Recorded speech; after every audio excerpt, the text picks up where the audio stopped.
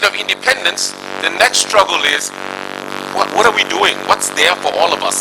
So that's what I call interdependence. We need to learn to move from the state of self-centeredness to living for the sake of each other and using public resources for a greater purpose. So in Liberia, it seems that we find ourselves in this situation today. The war is basically over. We have destroyed our country, and here we are now trying to rebuild and develop I don't know what is the third republic or the fourth republic, because that still has to be decided.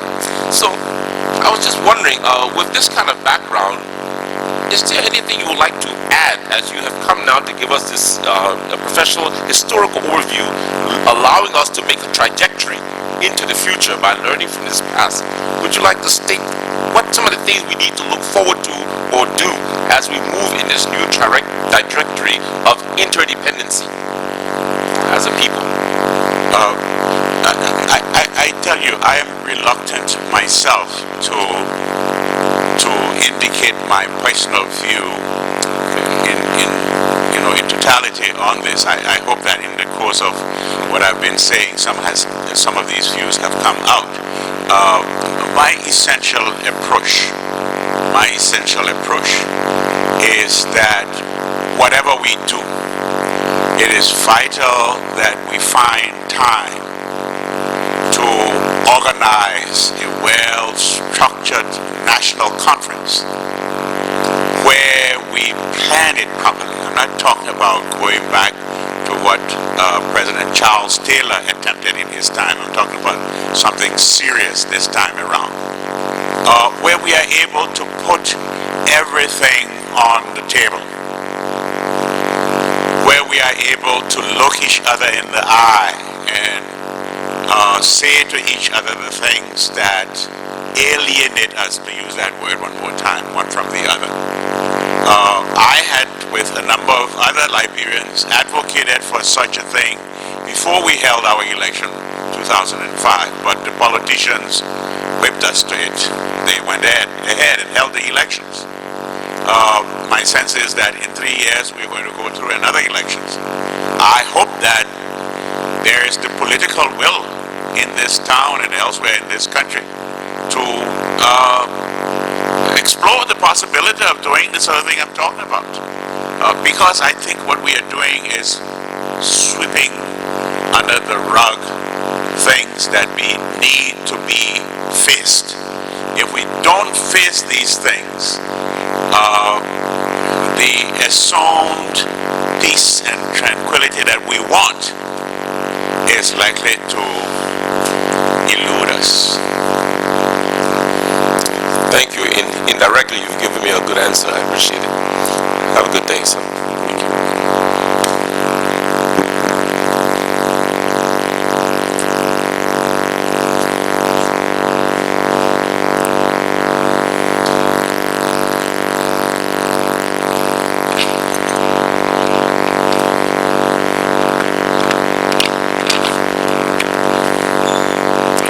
Dr. Dunn, I want to say thank you very much for coming and to give us, as I say, thinking faculty, put our thinking faculty in motion. The 16th OAU, 16th Summit Conference of the OAU was held in Monrovia in 1979. Do you recall? Because I think it was at that summit that they called for the draft for the African Charter on Human Rights, for which now have been adopted. So do you remember that?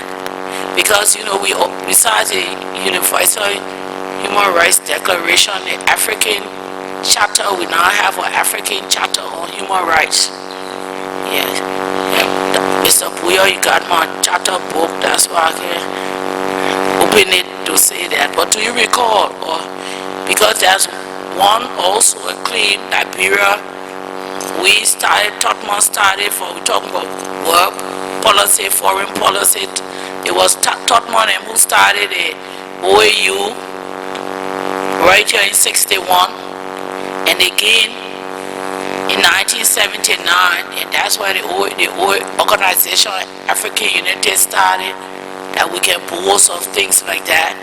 We can boast of ECOWAS. With Romeo Horty, we could start ECOWAS. We can boast of the Mana River Union. And even here, that's why we started from the African Charter now. I think they have even an African Human Rights Commission or something like that. So you're aware of that? You want to elaborate on anything? Well, what I'm hearing is that you're suggesting that Liberia has played pioneering roles in the organizing of African unity and in the building of other regional structures. That is clearly the case. I want to say thank you very much. I have no questions.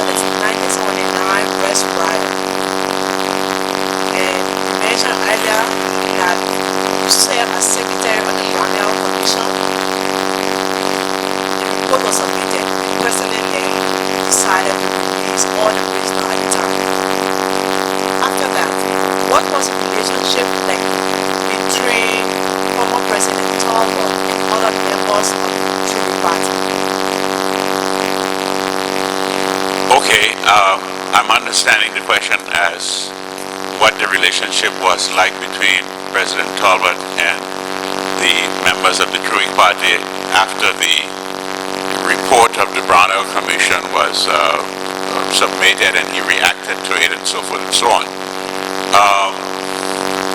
It's a very interesting question. I think even before then there has always been some strain in the relationship between, there was always some strain in the relationship between Talbot and certain personalities, certain figures, certain political figures in the Truic Party. And beyond the question of individual human differences, which you find everywhere, there was this reality of the Tubmanists. And what I call the Tubmanists, that is those people who held continuing loyalty to William V.S. Tubman and who were unhappy that what they thought Talbot was doing was undoing some of what Tubman had put in place. For example, Talbot's wearing of this so-called swearing suit was not taken well by some of these people. I mean, that may be a superficial thing, but the policy part, and I think I was talking about foreign policy with Commissioner Stewart a while ago, there too they were very unhappy. The fact that the press was sort of let loose, you know. I think it was the late Henry Andrews who wrote Never Again, with alluding to the fact that a new day had come and the repressions of political repressions I'm talking about that were true of the Tubman period would not be the case again. So there was strained relationship with some senior people. And there are those who have suggested, and I'm sure we do a lot of folk history in the sense that we have our little discussion among ourselves about what happened during this time and what happened during that time. And certainly some of that suggests that certain people in the regime would have liked to see the president out of office. I don't know whether they were able to go to the next step to determine what they needed to do in order to bring that about. But there's a lot of speculation around that.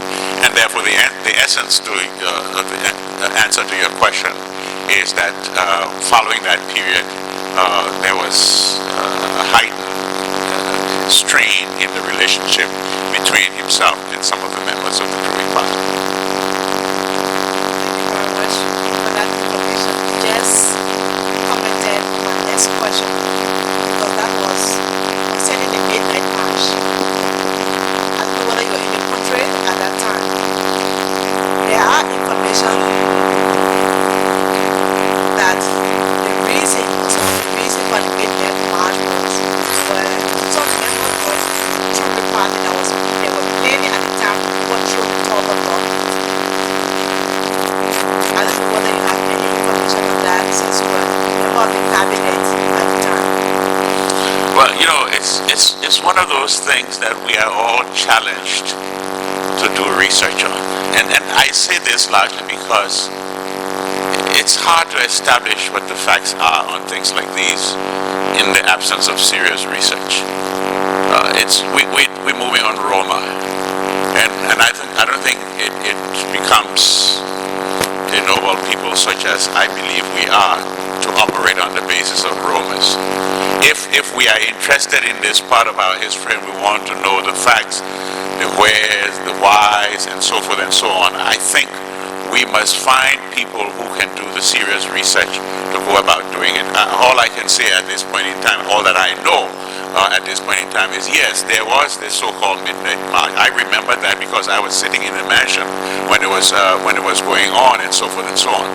But what may have been going on at the undercurrents in terms of, as you're suggesting, people of the ruling party trying to remove Mr. Talbot or whatever else may have been going on, I don't think that I have the evidence to speak to at this point. Thank you very much, Dr. Dunn. Your coming was very important because we've been talking to a lot of people on the other side. Being a member of the government, coming this commission to testify, really helping our process. Thanks for the recommendation.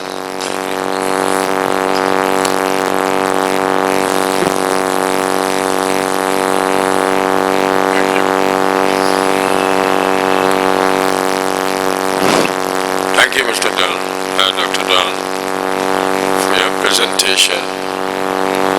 As I said yesterday, the phrase contained in your document, alienation,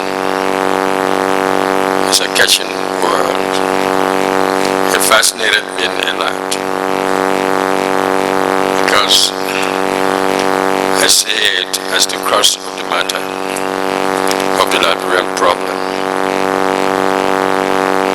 And I see it from the first day an African child was sold into slavery as the beginning of that notion of alienism up to the arrival of the pioneers. And from the day the Declaration of Independence was announced, again was another beginning point of alienism up to the fall of the Togo Party. And of course, from the morning hour of April 12, 1980, again was another point of alienation. So there is no aspect of Liberian political life where you don't find this alienation. And unless the proper procurement is provided for this alienation, it will be difficult for Liberia to go further in development. So we appreciate that. It's across the board. But as some someone who worked in the foreign ministry 3 years and then at the presidency 3 years, we know you are versed of some of these controversial issues. And I would like to ask few of these controversial issues.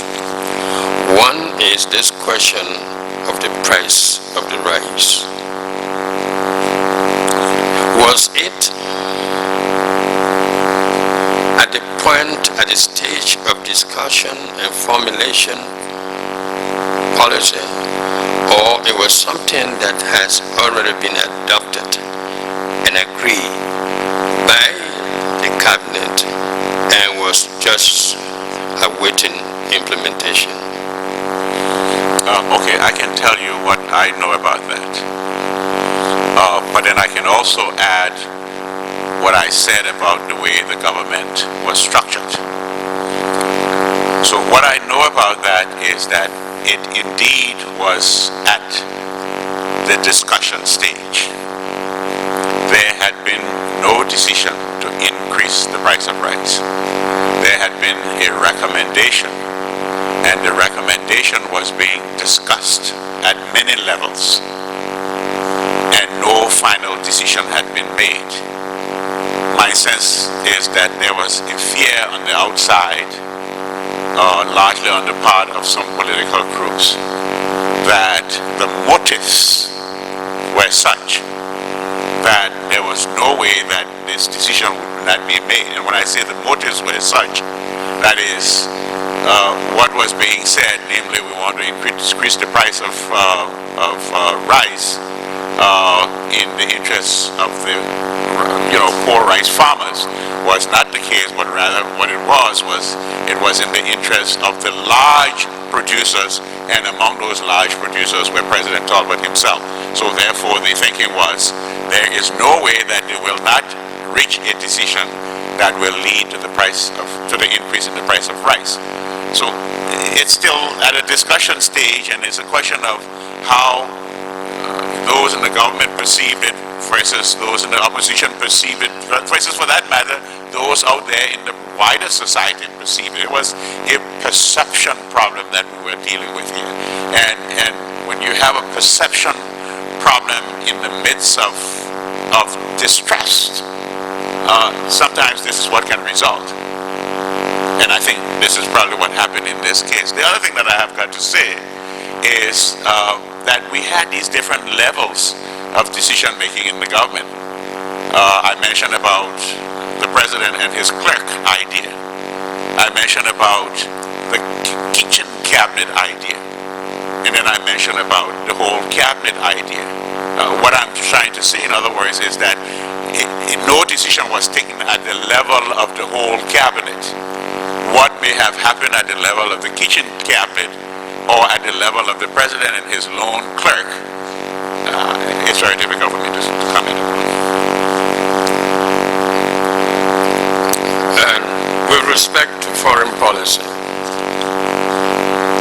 it is rumored, and we want to get a confirmation, that when President Talbot addressed the Security Council, he raised qualms on this veto power. He said it was undemocratic and unfair. I don't know whether you know about that wonderful speech that he delivered. And if so, since you were part of the government, what was the atmosphere, the consequence, the effect, the impact of that statement at the Security Council, questioning the power of the so-called superpower? I don't know of any single speech, or I don't recall any single speech. It makes sense to me on the basis of the little that I know about how foreign policy was formulated during the period of the 1970s. It makes sense to hear that President Talbot was speaking to the question of the veto, because one of the things that happened in the 1970s was that the developing countries sometimes called members of the non-aligned countries, were very vocal in international forums. And at one point they were calling for a new international order that would be more equitable and more just. And it makes sense that they would look in the direction of the power arrangement in the Security Council and raise questions about it. And actually, the United Nations has been studying this question of the veto arrangements in the Security Council for years, for decades, I should say. Till now, they are still studying it. They're still trying to figure out how to change the 1945 Charter of the United Nations that gave the veto power to 5 countries. And I mean, there are recommendations on the table at the present time for giving veto to the European Union. Some say give it to Britain, to Germany, for example. Some say give it to Japan. This sort of discussion has happened quite often. And in more recent times, I think when you look in the direction of Africa, Nigeria has advocated for giving a veto power. South Africa has advocated. So I don't see anything unusual to a Talbot getting up in the Security Council and saying this arrangement is archaic. It needs to be changed to reflect the realities of the day. And I guess some people hearing this conclude that he angered the big powers and therefore they did things to him. Possible, but I don't see that because he gets up and makes a statement that's going to take away powers from the major powers. They will retain that power. It is also said that when he was chairman of OAU, he visited United States, and in one of his visits, at a time when there was embargo, or when the African countries have cut off diplomatic relations with Israel, arrangement was reported to have been made for him to meet with the foreign minister of Israel, and he consented, forgotten to remember at the time that he was chairman of OAU, and that he was later reminded that if he agreed to meet with the foreign minister of Israel, then by virtue of his position, it is the OAU that is seeing that foreign minister, and that would be in violations of the OAU decision against Israel. And so that meeting was aborted. He asked the late Minister C.C. Dennings to meet with the foreign minister of Israel, and the foreign minister refused. I wonder if you know anything about it, and some are saying that those were some of the areas where trouble began internationally. What you are saying is plausible, is believable, is possible. Largely because I know that after we severed ties with Israel in 1973, there was at least one occasion that Foreign Minister Cecil Dennis met with the Foreign Minister of Israel. And I know this because I took the notes. I was in the meeting where the notes were taken. This was probably about 1975 or 76 or thereabouts. I don't remember the exact year. And I've seen something to the effect that President Carter was commending President Talbot in 1979 for making moves in the direction of Israel. So on the basis of what you say, I can see that it's very possible that what you narrated a while ago may have in fact happened. There was time when the late Vice President Green died. Rumors circulated. I don't even call it rumors. that Jackson F. Doe were going to succeed the late Green. I remembered one of our honorable members of the House of Representatives, Olele Yanamadoki, died. And when we were escorting the body from the Capitol building to where the Foreign Ministry is now, being relative of that honorable woman, I was closer to the president, and Jackson Doe was between the president and myself, and there were some other two-party hierarchies right after me, and they were saying to themselves, look at that countryman walking like vice president. You think he will be a vice president? And subsequently, Tawa came out with a vision. So he had a vision where he changed from Doe to Bishop Warner. My question, if you know, if you don't, please don't force yourself.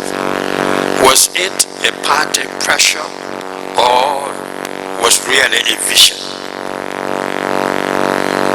from your own personal experience?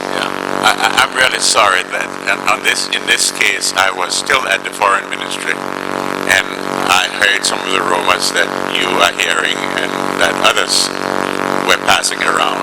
And again, you know, I believe very strongly that we ought not to live on rumors. We should research.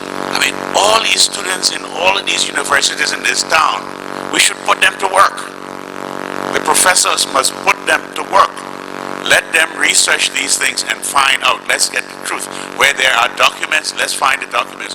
Where there are some of us still alive, come interview us before we pass off. And let's get the facts together. I think for too long, Liberians have been operating on the basis of Roma and folk history. We must join the 21st century and get busy with research. Thank you very much.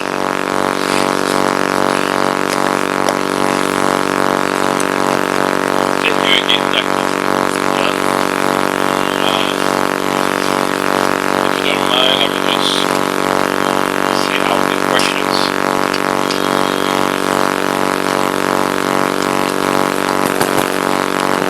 If you don't mind, I will just speak out the questions that you can, in your own form, answer them. The first has to do with a statement you made during your presentation, that the process of natural change was interrupted by the military coup of 1980.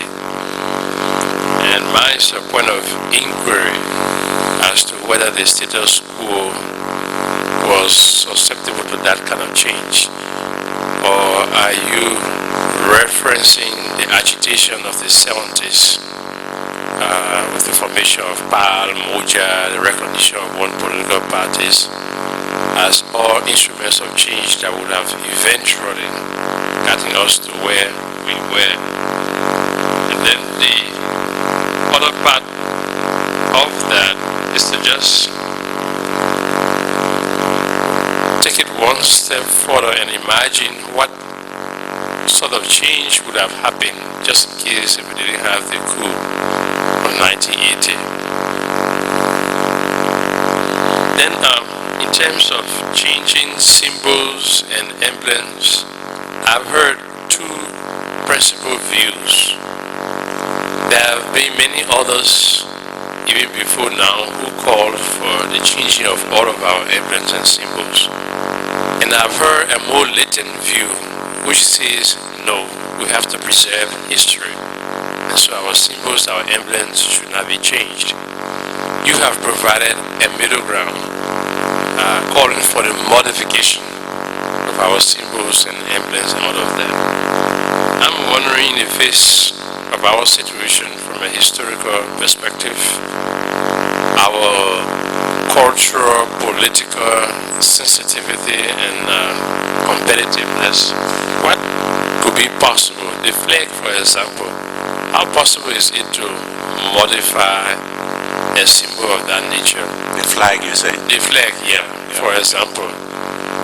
Or do we adapt what the South Africans did? I think they do have two national anthems, and they do have two national flags that they recognize. Yeah. So that's what I was thinking, and I'm very confident this is going to constitute part of the major debate, both within the Commission and as we expand the debate further. Okay, shall I go ahead? Just the last one before, which has to do with the comments of C.L. Simpson. You restricted your argument on the application of the historical context of our origin to the observations of C.L. Simpson.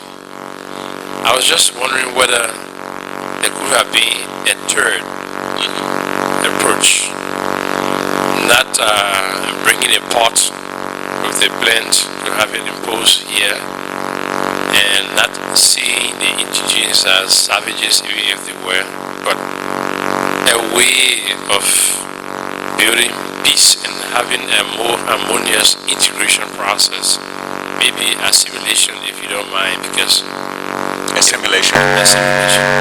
in Guinea we've heard that there were Africans who returned, the conflicts we experienced in Liberia did not surface in Guinea because basically the French had an assimilation policy or something like that. So I was just wondering whether from a historical perspective there could have been a third option. Yeah. So shall I take the last one first? The assimilation part. Yeah. One of the problems with assimilation, and that's the foundation of the Tubman unification policy, you want to keep that in mind as well, is that what it is saying is that I am here with all my values, my purpose, my goals, my aspirations, and I want to bring you and make you part of me. And when you become part of me, you must deny who you are in order to become part of me. On the other hand, if you are talking about genuine coming together and unity, then you have to allow that that entity which is coming in your direction has an integrity of its own, has personhood, values, dreams, aspirations, even history before coming to join you. And that they are coming with all of what they are to you. If that is the process where two things with integrity have consciously determined to come together, that's one thing. If you are saying, on the other hand, that we will assimilate you because we believe that your religion is the wrong one and ours is the right one, your style of dress is the wrong one, mine is the right one, then it gets to be problematic. And I think that's where we haven't really stopped to examine unification policy. It's been a great thing that Tubman did when he came to office in 1944 to say unification. But unfortunately, again, we don't stop and think and say, well, it's a great idea, but let's talk about it a little bit. Because there may be varying perspectives. And as a consequence of talking about it and thrashing out those varying perspectives, we will then come to a common meeting ground. So that's what I would say about the problem of assimilation. The flag as symbol and the problems you're saying associated with it. I just wanted to slightly correct what I thought I heard you say about the South Africans having two flags. As far as I know, they have one flag. But that one flag is a composite of the old apartheid era flag and quite a bit of the colors that come from the African National Congress. So it's a blending. There's a law professor at a university in the United States who came to one of the Liberian Studies conference meeting about a year or so ago, maybe 2 years ago, where he demonstrated on the computer, it was very beautiful, the process of flag making. You know, how you blend 2, 3, or 4 different things from 2, 3, or 4 different cultures. You know, I sometimes stop and look at our county flags. I remember the county flags that came out when we moved from 5 to 9 counties. There was something creative in the sense that you are looking at where you are rather than looking afar. Creative in the designing of those flags. So it's that sort of thing. So that at the end of the day, when we all look at the symbol called the flag, we can all see in it something that can arouse our patriotism. Probably it does now. I don't know. And all I'm saying is let's experiment. Let's experiment by conducting a survey. Let's find out from the Liberian people. You're satisfied with the flag? We'll leave it as it is. If you're not satisfied, then let's consider how we change it. I'm not advocating just, you know, let's go and change everything. I'm saying let's talk about these things. And if we are not happy with them, then we consider changing them. The third one is the change, the aborted change in 1918, what it might have looked like. Is that what I got from you? The change in 1918, what would it look like? I think that you have to see Mr. Talbot as a complex man. And when I say as a complex man, he was not just one in the line of successors to ruling party oligarchs. That is one of his characteristics. That was an element. But I think there was an element about him that was interested in change in the sense in which we are talking about change, even today. And I think if he had served to the end of his term in 1983, it's conceivable that we may have ended up with candidates, the sort of candidates that the history of Liberia required at that point in time. So in that sense, I'm saying that he may have contributed to the change process that I'm talking about. Now that's not necessarily completely divorced from the change that was advocated by Moja and Powell and others in the society. And I think the change that was being advocated is a change that takes us more in the direction of equitable distribution of the resources. And when I say resources, I mean both the tangible and the intangible resources in our society. Addressing the alienation problematic that I was referring to earlier on.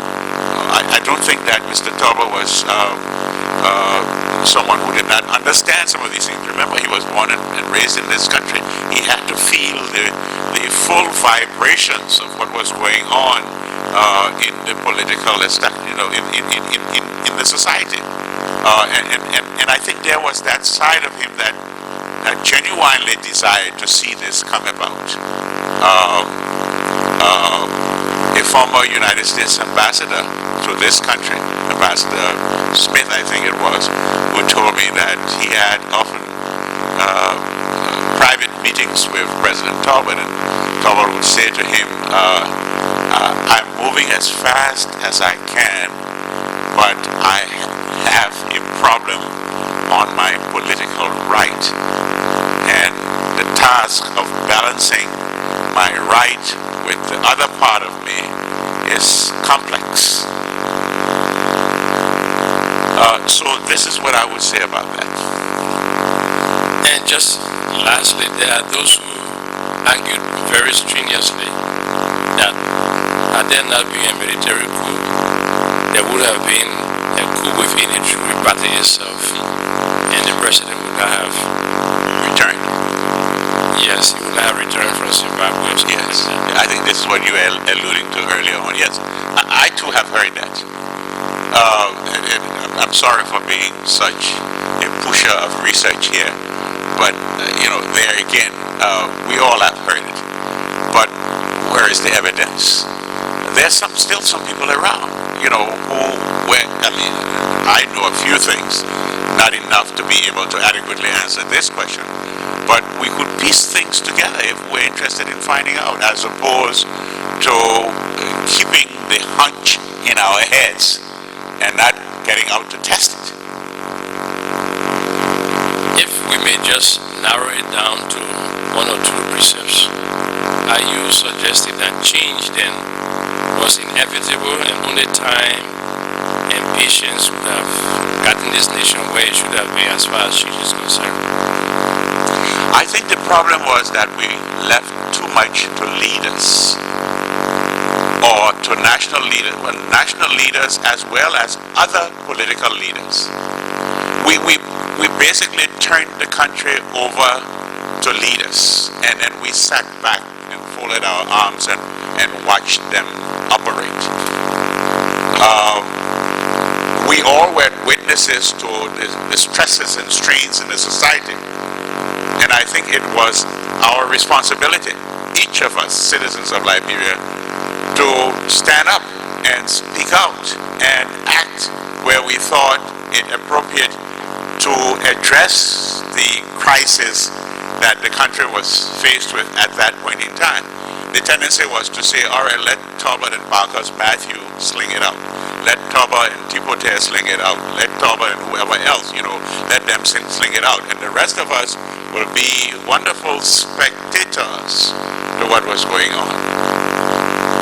And we found out, to our peril, that we would not be spectators. We would all be drawn in. I hope it is a lesson for us in 2008 as we speak, that we do not leave what is rightfully ours into the hands of a few people, but that we find avenues, ways, and means of ascertain what is nothing less than our constitutional rights to participate in the governance of this land. Thank you very much, Dunn. You wanted to?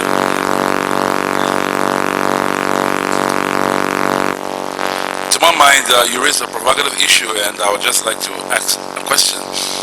And you said the tendency has been we've just left things to our leaders and sat back. Now, reflecting on the presentations we've had, I am wondering whether the display of such tendency is the result or is conditioned by the systems of traditional governance which we've had, as Professor also explained, or is it conditioned by the political repression of the years, 1955 being our most recent? Yes, I think it was both, but one can intervene in history. You are not just a prisoner of history. So we had political repression. We can't deny it. You just mentioned 55. And all these cultural constraints and restraints are also there. But in the midst of all of that, there were people who still stood up. And you know what I'm talking about when I say there were still people who still stood up. There are people who were prepared to pay the ultimate sacrifice in order for change to take place. The main thing that I would, finally say here is that it becomes our collective responsibilities as citizens of this country, when we see things go wrong, to figure out how we might collectively find an answer to them. I personally always believe that it was the responsibility of the principal players on the stage. The president, yes. The leadership of these movements, yes. The leadership of our churches and mosques, yes. The student leaders, yes. Labor leaders, yes. Find leaders in all these layers of society and get together and say, we're not going to sit here and let this place disintegrate. But I'm afraid that this is precisely what we did. Leadership failed at all of these levels. You cannot leave it to the president. You see what happened to the president. So on a concluding note, you say that the leadership malaise is our major problem and we need to find ways of addressing it. Or the failure of leadership at the micro and macro levels is what we need to address. It's one of the problems. Thank you very much, Dr. Dunn. Thank you. Thank you very much, Dr. Dunn, for your presentation to the Commission and our interaction through the question and answer period. Of all the good things we've gathered here during this week and all the things you said, I just want to use this opportunity to underscore the point you raised about rumors. Our society is rife with rumors. People feed on it, people live on it, and without fear of contradiction, I think it has killed people as well. We have to build a society of truth, a society of facts gathering, a culture of scholarship where people will take interest in research just to know the truth of what happened rather than thriving on speculations, rumors, and lies. Thank you very much, Dr. Dunn. It was a pleasure. Thank you very much as well. Yes, sir.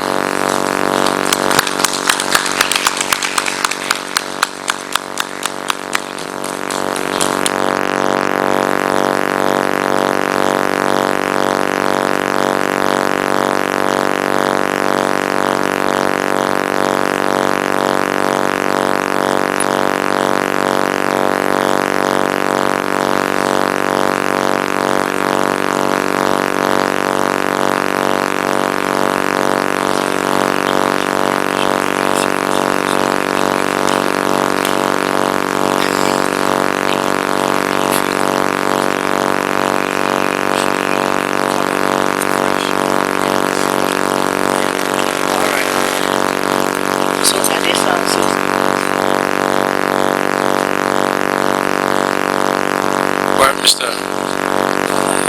Hearing Officer.